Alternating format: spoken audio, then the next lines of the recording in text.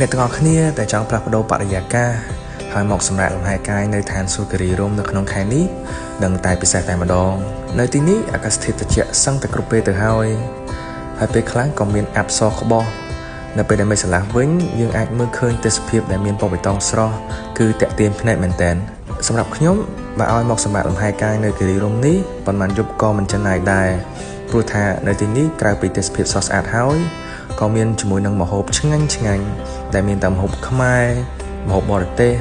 និងសកម្មភាពកម្សាន្តជាច្រើនដោយដែលបងបានឃើញនៅក្នុងវីដេអូអញ្ចឹងហើយអីកាន់តែពិសេសនៅក្នុងខែសីហានេះសម្រាប់បងដែលមានបំណងមកសម្រាប់លំហែកាយនៅរំដួលគិរីរម្យលំហែគិរីរម្យនិងរំហើយគិរីរម្យ Resort ចាប់ពី2យប់ឡើងទៅនឹងទទួលបានការបញ្ចុះតម្លៃ 30% សម្រាប់ថ្ងៃធម្មតា